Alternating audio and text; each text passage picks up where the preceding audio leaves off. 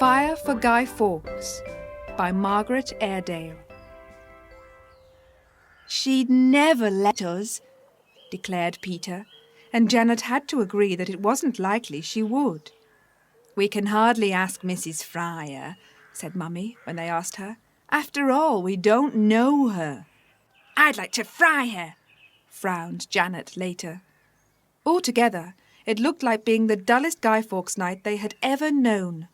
The week before, Daddy had fallen off the tractor and broken his arm, so that he couldn't lift anything of much weight, and Mummy couldn't help because of Baby, who was only 3 weeks old and needed such a lot of looking after.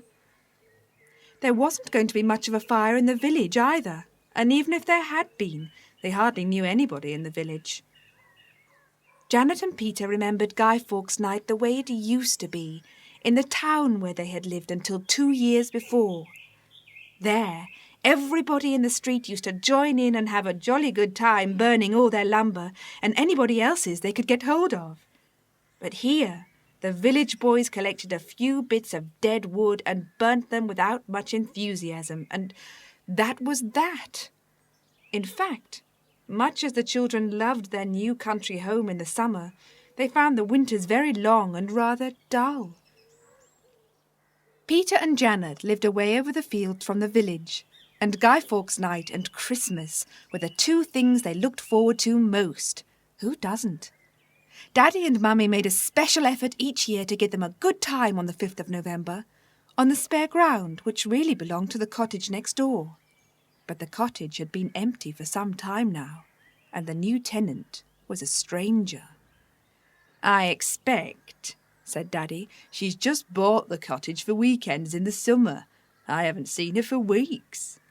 "The workmen have finished now," said Mummy. Indeed, Goodyear Cottage looked new and strange under its new white paint. It had a new gate, some new fencing, a garden seat, a little pond, and the spare ground was being fenced in now and wouldn't be spare any longer. Still, they decided to do the best they could.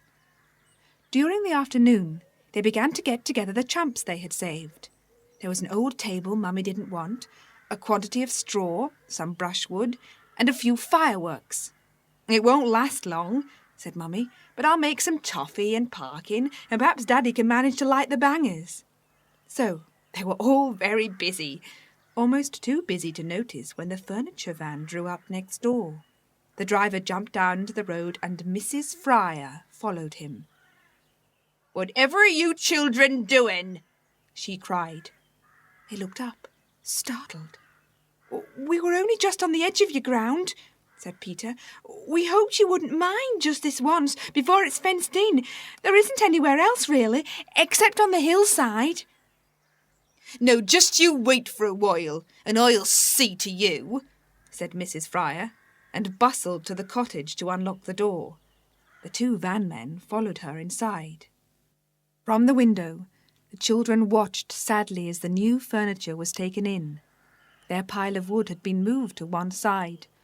It was dark before the van drove away. Just after tea, there came a knock at the door, and Mrs. Fryer stood there, beaming. "No," she said briskly, "about this bonfire." "I'm sorry," said Daddy. "We'll move it, of course. It shouldn't really have been put there." "Of course it shouldn't," said the lady from next door.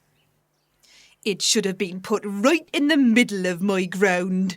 I'm going to have such a bonfire with the old furniture that was left in the cottage. Do, all of you, please come and help me and bring your chumps." The children stared at her. Then Daddy and Mummy smiled. "Of course we will," they all said together. It was such a bonfire as never was in that valley before.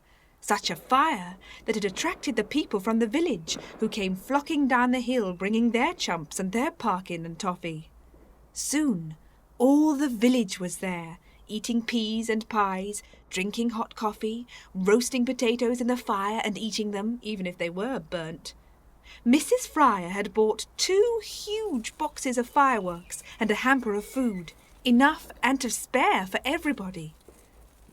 It must be the biggest bonfire that Guy Fawkes has ever had, agreed Janet and Peter and all the village children.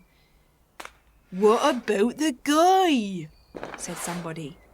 The people from the village had brought a guy, and soon there he was, sitting on the top of his huge fire. He was a bit late, but nobody minded. Nobody minded anything. When I was young, said Mrs. Fryer, we knew how to make bonfires. The whole company danced and sang round the fire until it was later than the children ever remembered being out of bed. When they went to bed at last, they lay watching the glow of the fire through the window. Tired as they were, they couldn't bear to miss a moment of it. Oh, I'm sorry I said that about Mrs. Fryer, said Janet, yawning just before she went to sleep. She's just what's wanted in this place, replied Peter. Before tonight we knew nobody. Now we know everybody. It's going to be grand living here.